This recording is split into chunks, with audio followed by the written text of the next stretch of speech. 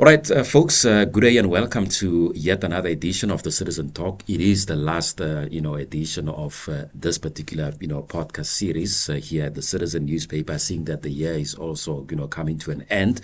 And we thought let's round it off, on a political way. A lot has been happening in the country as far as politics is concerned, but with a specific focus on the governing party, the African National Congress. And we thought, why not invite, somebody who has been very vocal in the ANC.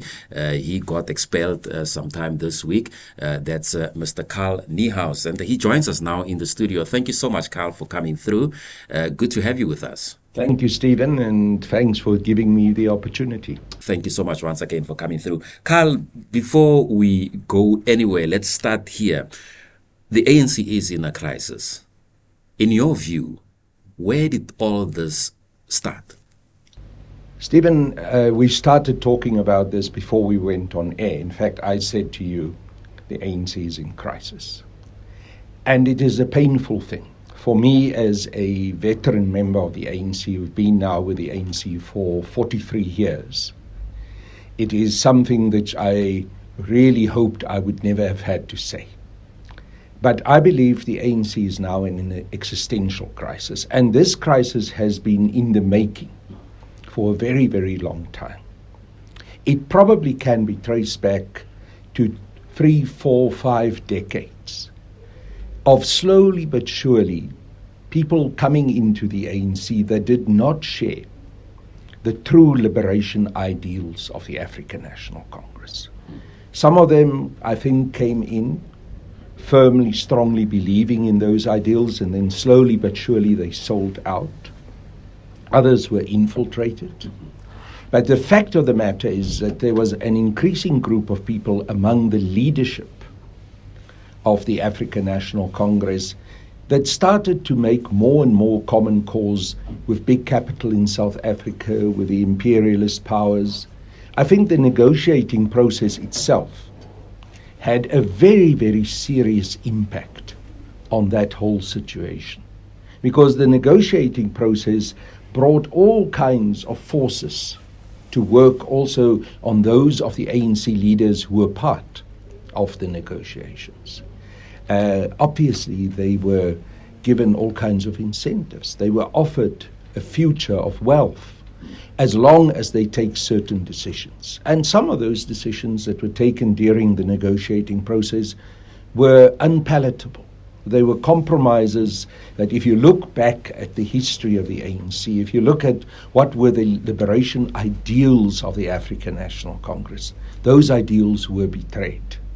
It is unpalatable to think that in a constitution that was adopted with a majority of the African National Congress, you can have something such as the protection of property clauses, especially when you understand that over the many decades of the history of the ANC, there's been an understanding of what colonialism and new colonialism entailed. There was an understanding that this colonial, new colonial process also meant the theft of the land, and that the return of the land is at the essence of what should be radical economic transformation. It is also at the center of the Freedom Charter. Now, all of these things were compromised during the negotiations. A while ago, I did a quite long YouTube lecture. I called it In Honor of Chris Hani, where I spoke about the long history, the shameful history of selling out in the African National Congress. So what I'm saying to you is, this started, it continued, it picked up pace, it became, I would say, cemented in during the period of the administration of Thabo Mbeki, when Thabo Mbeki embraced new liberal economic policies instead of the more radical economic policies that had been always part of the ANC's economic policy program. Those radical economic policies that were also influenced by the alliance that the ANC has with the South African Communist Party and with the trade union movement. So sadly, that radicalism in terms of the ANC's understanding of how the economy needs to be transformed was lost.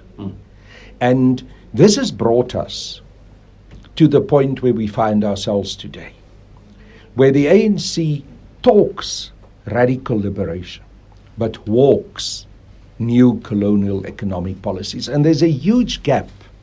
There's a integrity gap between what they say and what we do. And that gap was always going to eventually develop into a deep and fundamental crisis. And we've now reached that crisis point where it is no longer possible, also because of the depth of the economic crisis that we are in South Africa, the huge gap, inequality gap between the rich and the poor. Sadly, South Africa being the most unequal society in the world, and all the consequences of that economic inequality, because it plays through in the lives of young people who, even when they do manage to get a tertiary education, they can't get jobs. That huge gap, that poverty grip that we are in, also plays through in gender-based violence. Women became the victim of this terrible poverty. So we are now in crisis. The leadership of the ANC, to a large extent, have sold out. To a large extent, they no longer follow those radical economic transformation policies. Therefore, they are unable to address what the ordinary South Africans, the majority who are black and African, are experiencing. So people have developed a sense of disillusionment. They're deeply disillusioned with the ANC and with this liberation ideal that the African National Congress stood for. But at the same time, of course, the brand of the ANC still has that historical link to having been the liberation movement, having brought about liberation. So our people, our nation, is in the grips of an existential battle about feeling warm towards the brand, but feeling betrayed by the actions of the ANC. And that has, of course, found its way straight into the National Executive Committee of the ANC. That's why you see the current battles and crises that fight itself out inside the National Executive Committee of the ANC. That's why you can have, on the one hand, the kind of positions that's taken by Cyril Ramaphosa and by Mondli Nkobelo and by the Minister of Finance, but you have, on the other hand, strong reaction to that from certain members of the National Executive Committee. But the majority of NEC members, as I've said to you, they have sold out. They are now in the pockets of white monopoly capitalism. They are compromised to the point where even when they know what is the right thing to do, they can't do it because they fear the consequences of doing so, and that it will come out how badly they've sold out, how deeply they've compromised themselves. That's why you have a situation that this NEC, they know. I know these comrades very well. You know, as I said earlier, I've been in the ANC for 43 years. It's been my whole life. Many of these comrades who are also members of the NEC, I've walked the road with for 30, 40 years. So it's not that they are strangers to me. They are not also politically naive. They know the crisis they are in, but they don't know how to get out of it. They are paralyzed.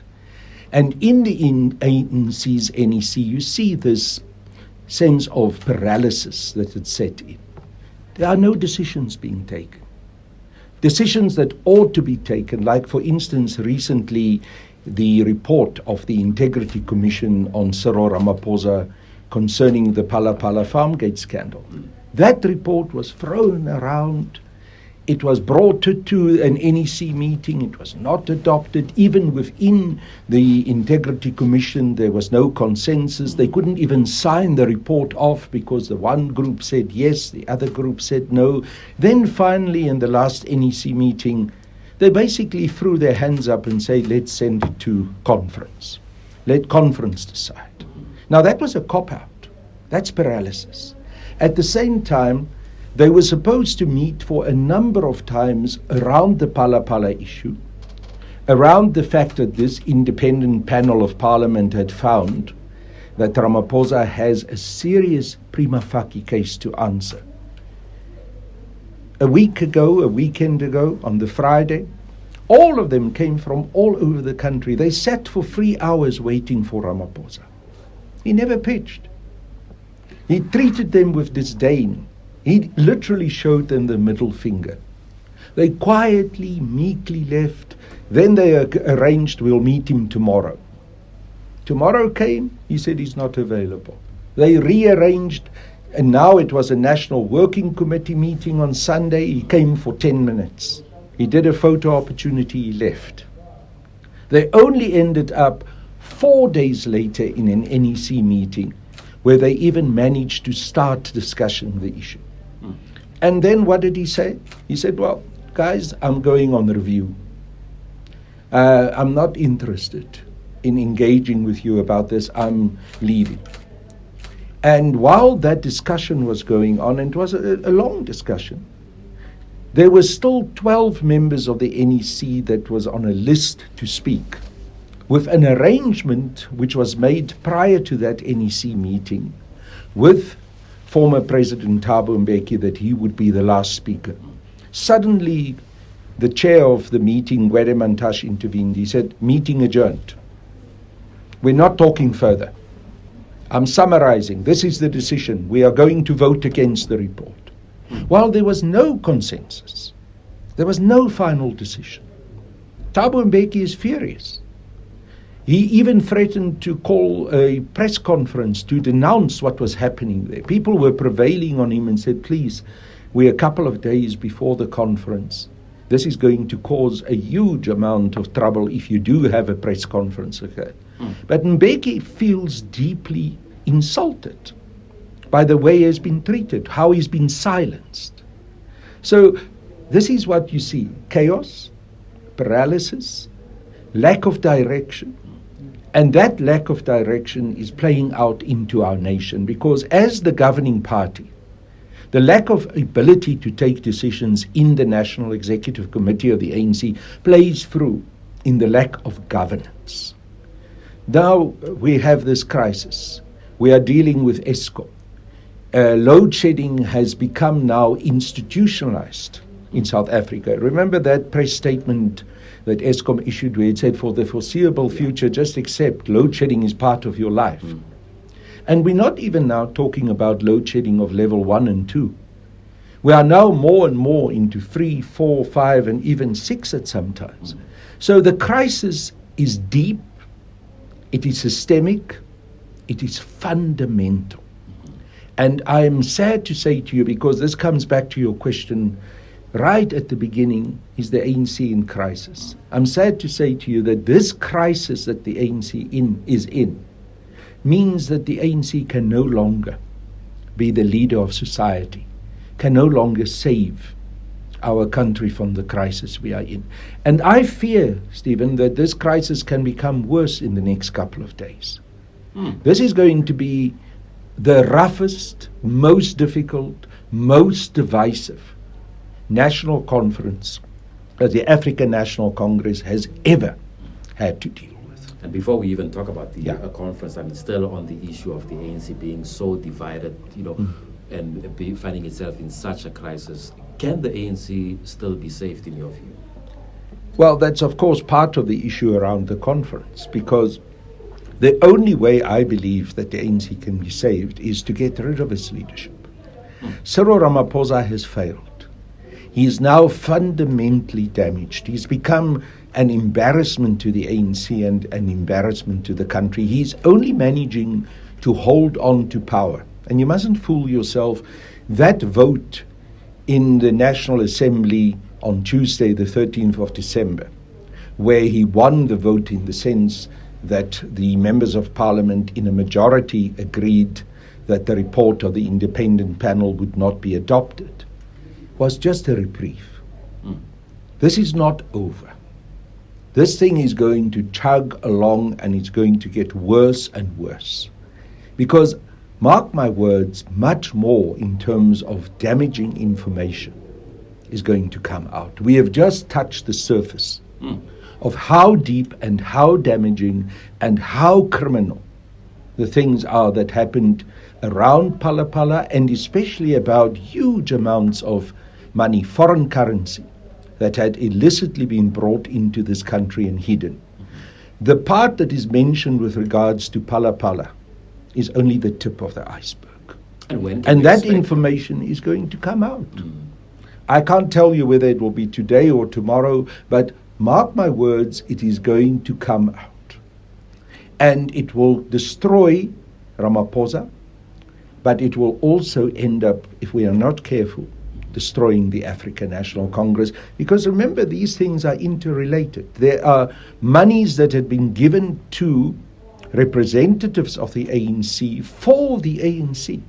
When you hear what happened in Saudi Arabia, in Qatar, donations were made for what they called, when they handed the money over, Mandela's party. That money never found its way into the coffers of the ANC.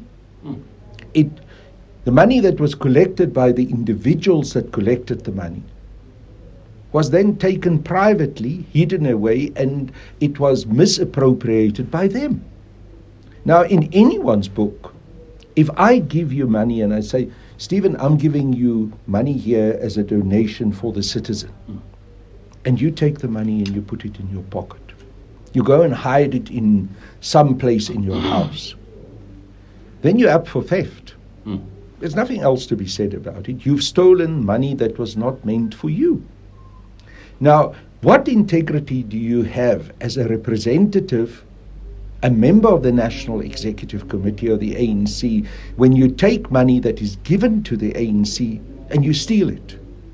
You take it for yourself, while you know that your fellow colleagues in the ANC, the staff who work for the ANC, are unpaid. They are in dire straits. They're losing their cars, their houses, their families are falling apart. They haven't been paid for months. You are given enough money to sort out that problem, to pay them, to relieve their pain. But you decide selfishly to take the money for yourself. Now, this is the kind of leadership we have now. And such leadership cannot save the ANC. So they must go. So if the ANC is to be saved, this leadership must be removed at this 55th National Conference. And that is the challenge. That's why I'm saying to you that this is truly the moment of truth for the African National Congress. What are the delegates from all the branches throughout the country going to do about this?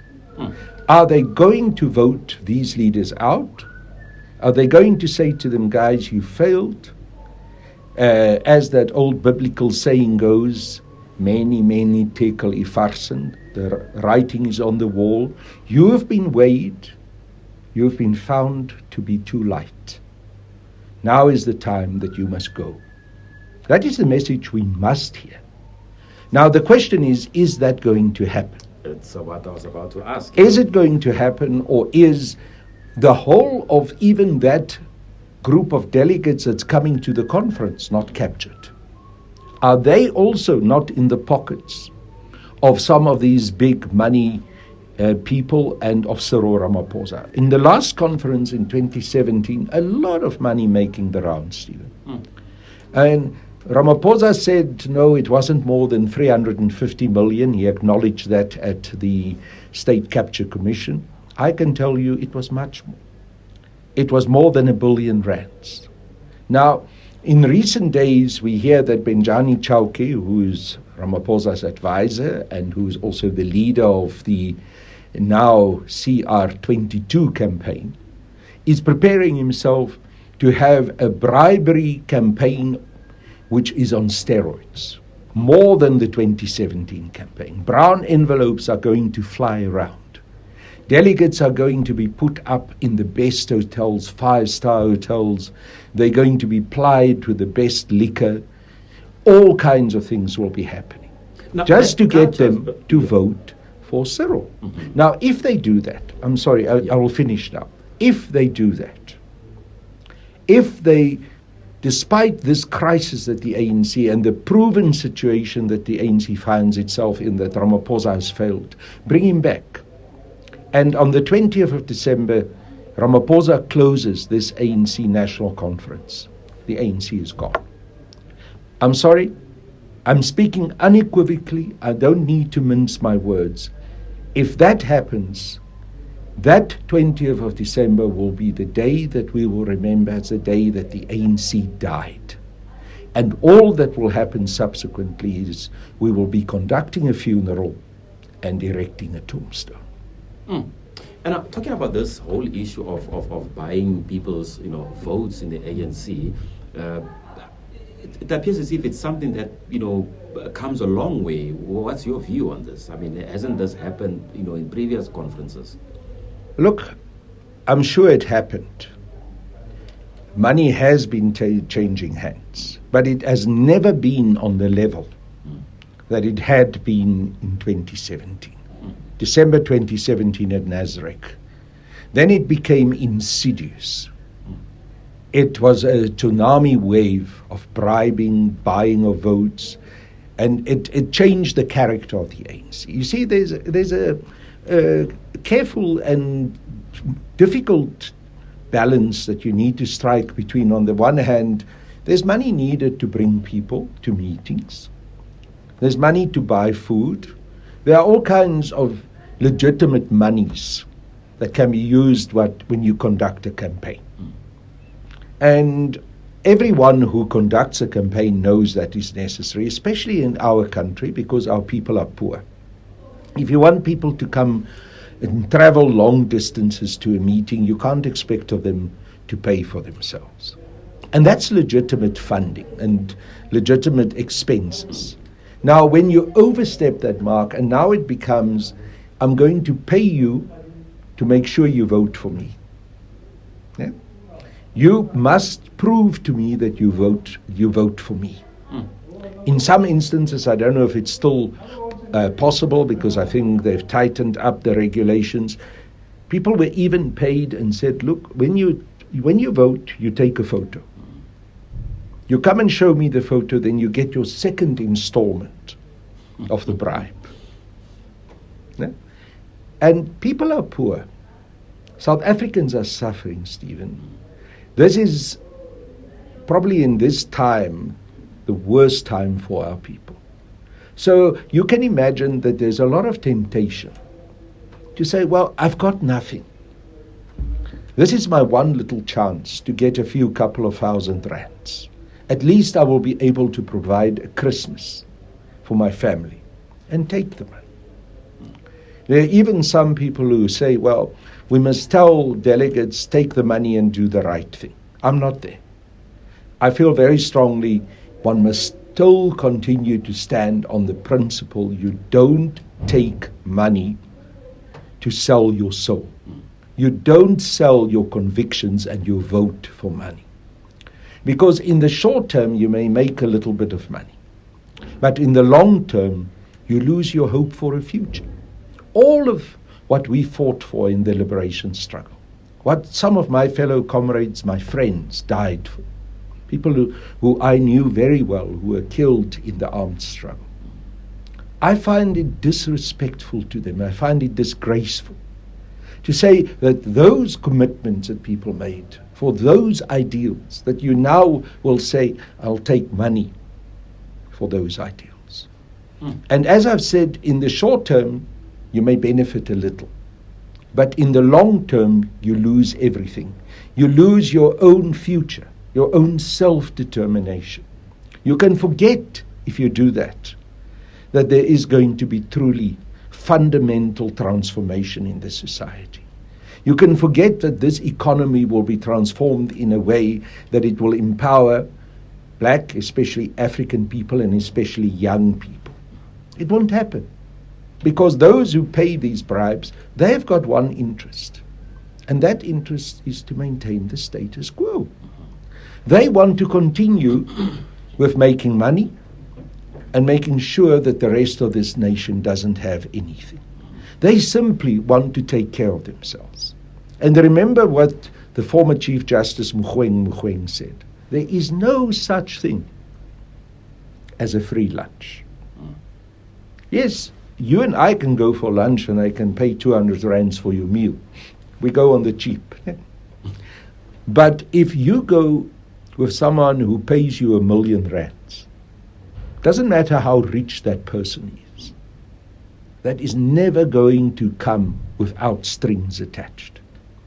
There will always be something which is a quid pro quo for that money that has been paid. And that is, I come back now to your earlier question about the crisis in the ANC. That's the crisis that ANC leadership found out. As I said, this kind of thing started happening many decades ago, even when the ANC was in exile. That people were given money by business, by so-called friends and associates, especially when they came back from exile. Remember, when the exiles came back, the leaders, they hardly had 2 pennies to rub together. They were poor. They walk into a society where there's all kinds of expectations.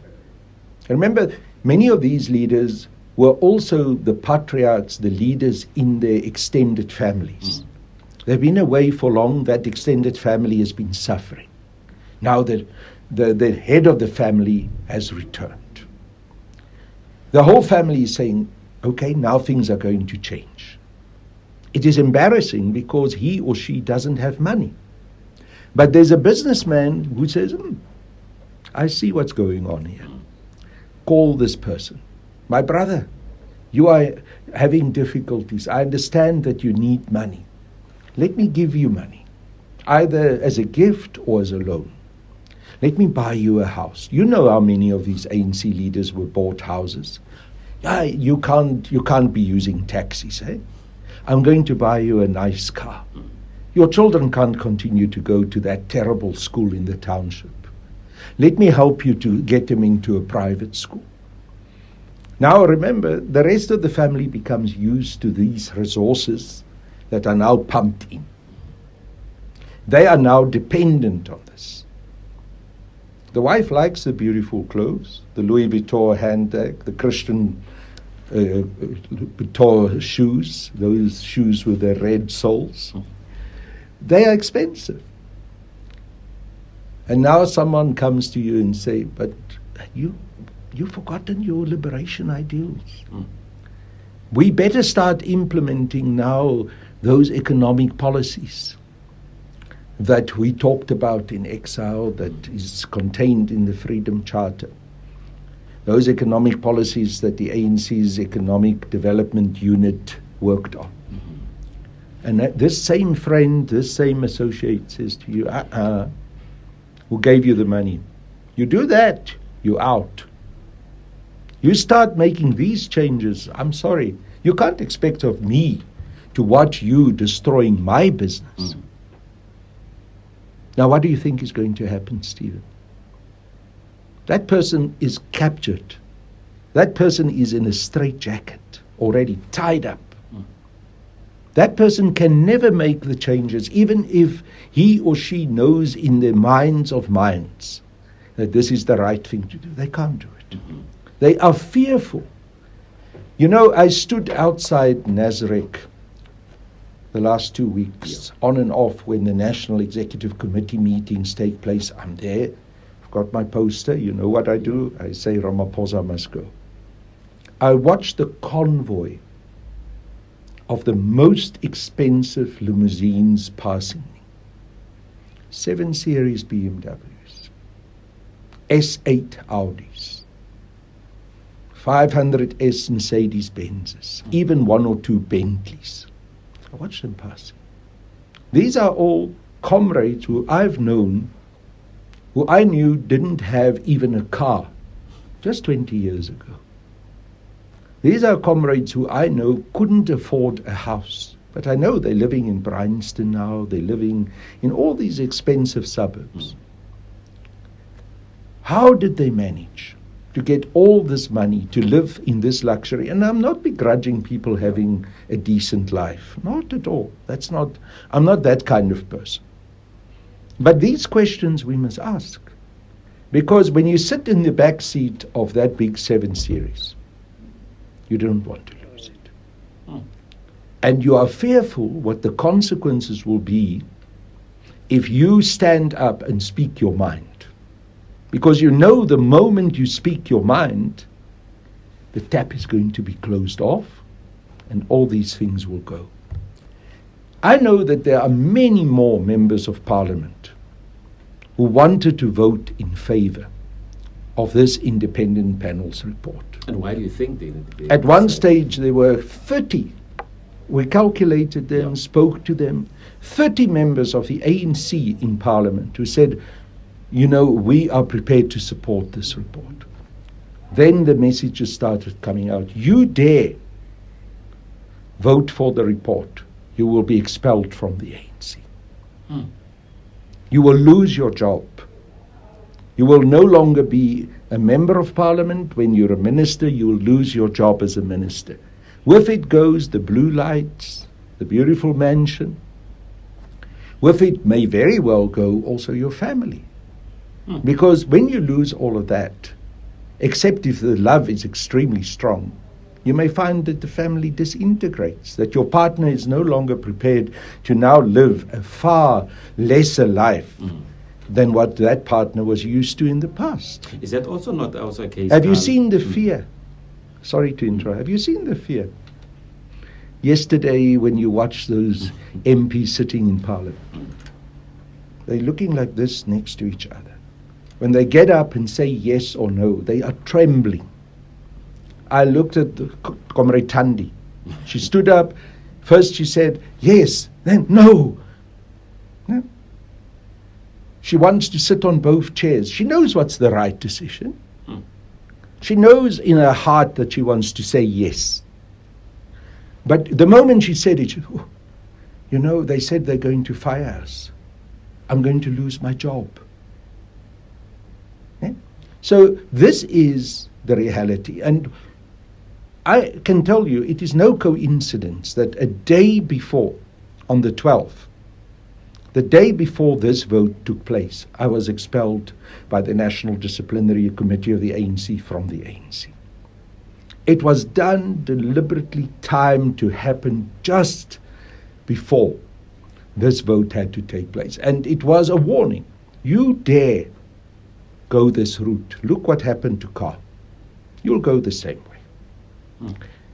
In the caucus, members of Parliament were told, look, if you guys vote for this panel report, the day after you voted, you will all be fired.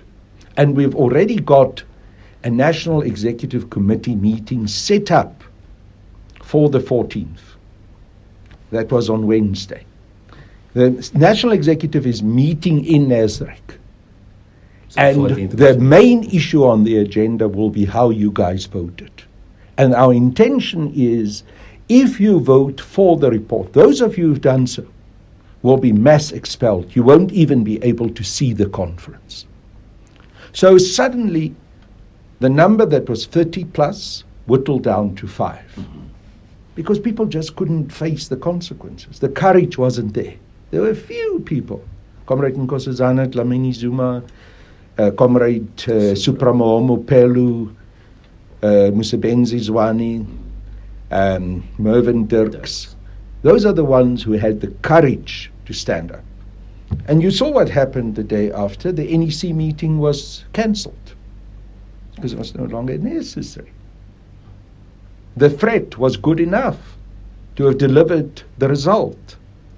There was no need to come and now fight 5 people. But when there's 30 plus people, there was a need to fight it, because then you're dealing with an open revolt. So you see what's happening.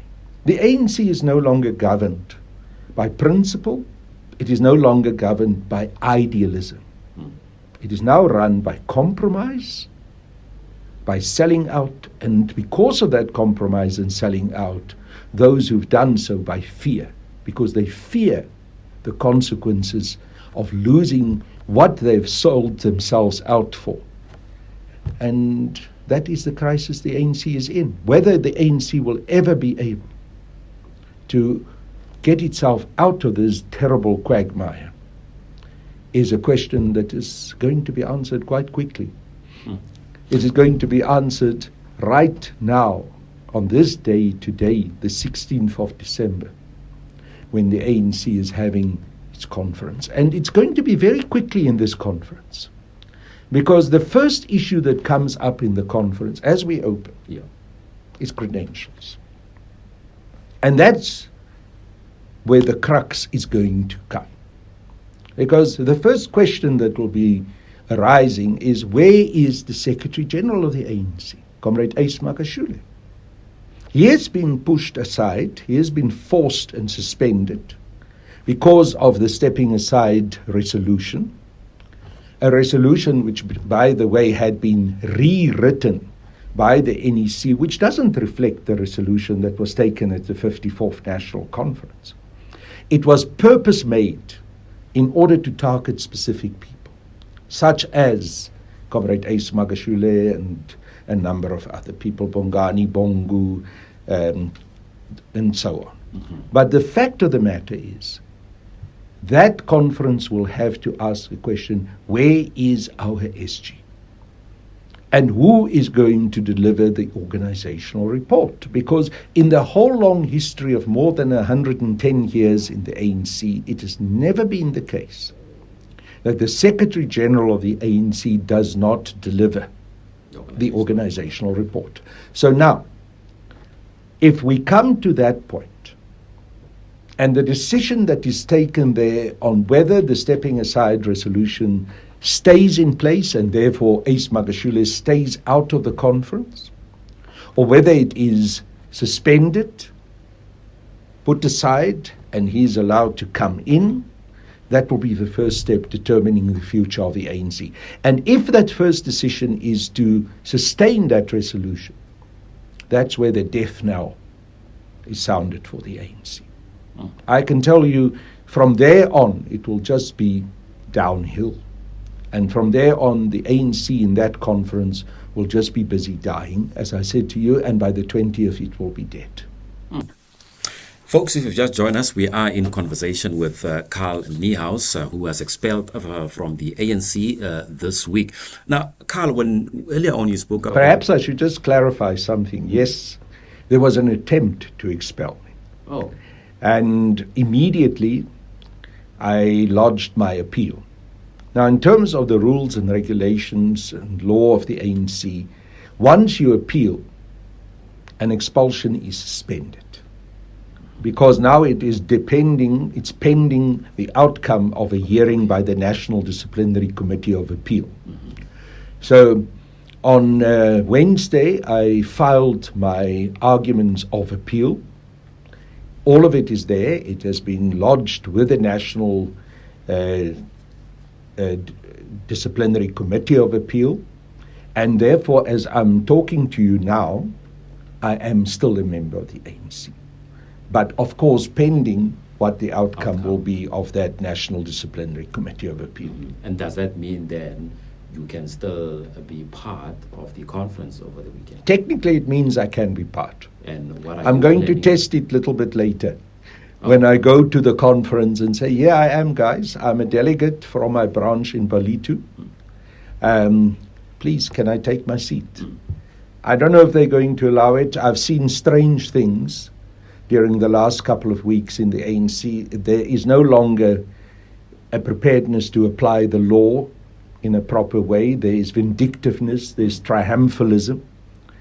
I may be physically prevented from doing so, in the same way that a couple of days ago, on the 13th of December, I was physically removed from a public space in front of the Parliament at the old City Hall in Cape Town. I was physically removed from a place where I should have had the full right to protest. I was not raucous. I was not violent. I was complying with all the rules. I was not even with a crowd. I had a few people with me. We stood a distance apart from each other, so you couldn't even call it a gathering. But yet, despite all of that, despite the fact that our Constitution says that freedom of speech and right to protest is guaranteed, the riot police moved in. I tried to speak to the commanding officer. He said to me, I'm not interested to hear your story. Move. When I resisted, I was bumped and bashed with those perspex shields of the riot police. I was at one point hit with a baton. I was assaulted for nothing. I had done nothing wrong. I spoke to my lawyers afterwards. They said to me, look, there's no provision in the Constitution or any law in this country that justified the action of the police. They acted illegally. But did anyone care? No. They'd still continued to proceed with doing it. And they didn't just remove me from the front of the city hall. They pushed me 4 streets up, right almost into the mountain, with the few people who were with me, while they left those who were protesting in favor of Ramaphosa right there. So they targeted us. The other guys, there was nothing wrong. So it wasn't about being there. It was about what message was displayed on your placard. Wow. If it said, Ramaphosa for second term, we love Ramaphosa, you can stay. If it said Ramaphosa must go, we're going to hit you. Wow.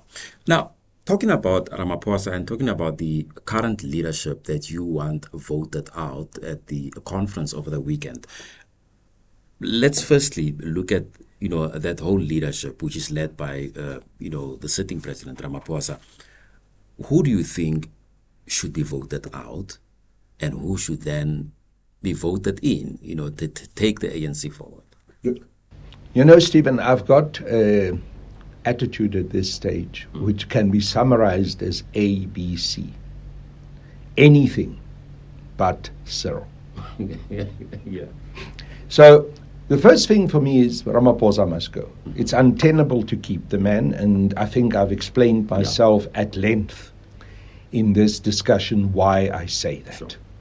So there are other leaders who have thrown their hat in the ring, so to speak. Zweli Mkhize, Comrade Nkosazana Dlamini Zuma, and Lindiwe Sisulu.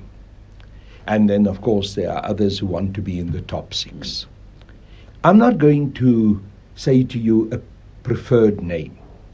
I want the members of the conference, the delegates, to make that decision. But I can say to you, there has to be another president closing the conference than Ramaphosa. And of course, because we know who are the potential candidates, either because Zweli Mkhize is already on the list, and perhaps some of the other candidates that I've mentioned to you can be nominated from the floor, and if they get the threshold, they will also be candidates. Let the delegates decide that. But let the principle prevail for us at this stage that Ramaphosa has failed us. He has placed us in a crisis, and he must go. Then we can deal with the rest. And I don't want to concentrate so much just on the names of those who are being elected. I want to concentrate actually more on what the discussions are going to be around policy. Because you see, one of the biggest problems in the ANC in the last couple of years actually has been that our conferences are dominated by elections. We start about elections, we end with elections. We never talk policy. Or if we speak about policy, it's in passing. And a political party such as the ANC, the lifeblood of the ANC should be ideology and policy. But we don't do it. So I hope at this conference we can discuss policy. We can go and do a review of the decisions that were taken at the 54th National Conference. And I very specifically want to concentrate on those resolutions that were taken with regards to economic transformation, because they were clear. The resolution said there must be expropriation of land without compensation, that we must create a state bank, that the South African Reserve Bank should get into state ownership, for lack of a better word, it should be nationalized. We must transform the economic institutions in South Africa so that they become more friendly and make available capital to young black and especially African entrepreneurs. Those were the issues that are clearly stipulated in those resolutions. One of the immediate discussions we need in this 55th National Conference is why have those resolutions not been implemented? None of those resolutions have been implemented. So it's the old story, we don't walk the talk. We talk radical, but we walk right-wing. So that will be, for me, the essence of the discussion. And then the members of conference, those delegates must ask themselves, who are the right leaders who can implement these policies? We have agreed on a set of policies now. We want to see, let's say for argument's sake, radical economic transformation. We still want to see the expropriation of the land without compensation. Now, who amongst us have proved themselves, have behaved in a manner, have shown their mettle, that they can implement these policies? And clearly, if the decision is to go for radical economic transformation, to again affirm those radical economic transformation policies that were taken at the 54th National Conference, therefore what I'm saying is, if they are carried forward into this conference, then surely Cyril Ramaphosa and Enoch Godongwana and Tito Mboweni and those characters are not competent to implement it. They've proven themselves to be incompetent to do so. They had 5 years to do so, they failed. In fact, they went out of their way to develop reasons and excuses why they should not do it. Because their masters, the people who control them, who pulls their strings, have told them not to do so.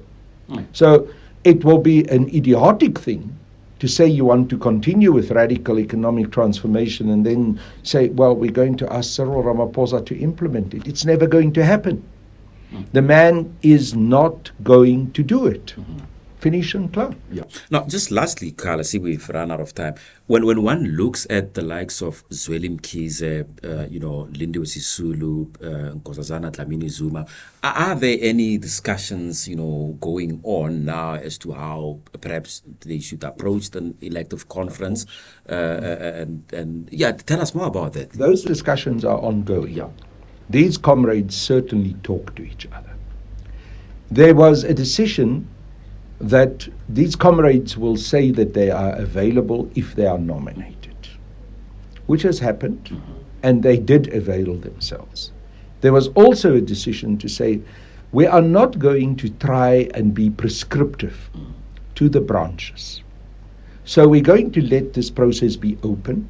Let the branches decide whether they want to nominate Comrade Zweli or Comrade Nkosazana or Comrade Lindiwe. Then let's see what the final outcome of that whole process is. Okay, there are numbers now. We have some indication, and on the basis of that indication, there's been further discussions. I've been part of some of those discussions. Some of them happened just between those people, where the rest of us were not present, because sometimes it's good for leaders just to sit down and talk heart to heart without having other people present. But they know now how the ground lays.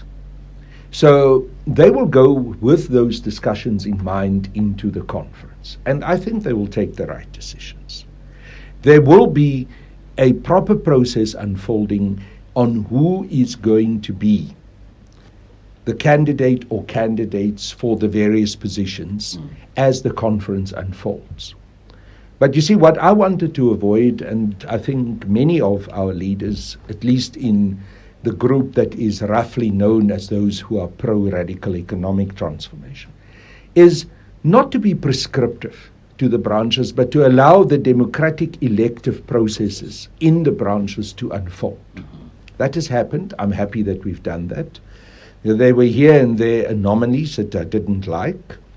I did not like, to be honest with you, what the Provincial Executive Committee in KZN did. They tried to preempt the situation. They tried to push a particular candidate of preference.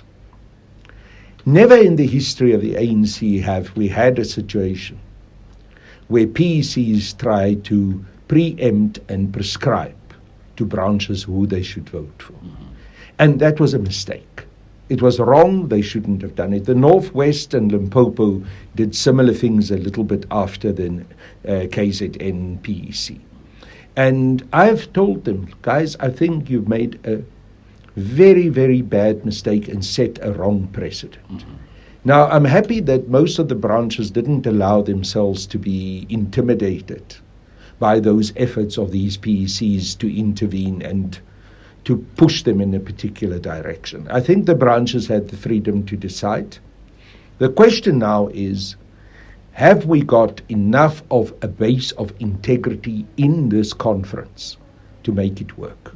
There are serious questions about the lists that have been announced by the Electoral Committee of the ANC. There are concerns that the list for nominations for the top 6 and even the list of nominations for the additional 80, that 200 that Kgalema Motlanthe said reached the threshold, that it doesn't seem to reflect in all respects the reality of what happened in the branches. And as you know, there had been efforts to remove certain candidates from the list. In the instance of Comrade Batabile Dlamini, she's been given a letter saying that she cannot stand. It's an anomaly because she was not given a prison sentence. She was given the option of a fine. And in terms of our national constitution, if you're given an option of the fine, you can still stand as a member of parliament. Now, it's remarkable that the ANC says, well, we can't allow you onto our NEC, but you can be an MP. Strange. Tony Ngeni, yes, he had a short sentence that he served many years ago. There were several NECs where he had been elected to and where there was no problem. Suddenly now, he's given a letter and he's told you cannot stand. Now, in our justice, there's a well-established principle. There can't be retrospective justice. You can't develop a law here and say we're going to apply it now back into other people's lives and try and get them to comply with a retrospective piece of legislation. That's what they're doing with Tony. I believe in both cases, Tony and Comrade Batabile has a strong legal leg to stand on. They are interdicting the courts, and I hope the courts will make the right decision. I myself have been removed from the list. Although I did reach the threshold, I should have been there. I've been removed because there was a disciplinary action against me. And the rules that had been adopted by the NEC said that if anyone has a disciplinary process going against him or her, they are not qualifying to stand as a candidate. I think it's wrong. I don't think that is constitutional. We intend to raise that also as part of the issues that will be raised during the credentials time in conference. I will certainly, if I'm nominated and if the nomination come from the floor, I will certainly be available. Now, just lastly, Carl, if you can answer me in 60 seconds. I'll try. What's your relationship with the former President Jacob Zuma, Zweli Mkhize, NDZ, and Ace Magashule as well? They're all my comrades. I respect all of them. In the case of Comrade Jacob Zuma, I've known him for over 35 years. He's been a great comrade to me. He's taken good care of me. He took effort to get me out of prison when the apartheid regime didn't want to release me as a political prisoner. All these other comrades I've known for many, many decades. In the case of Comrade Ace, I've got a lot of respect for the man. He's gone through hell during this last year. He's been pushed aside. He's been suspended. Yet he maintained his calm and cool. Yet he remained loyal to the ANC. A man like that has my respect. I thank you so much, Carl, for coming through. Folks, this has been the last edition of the Citizen Talk for the year 2022. We're back again with more in 2023. Have yourselves a wonderful festive season and stay blessed. Thank you, Steve. Thank you.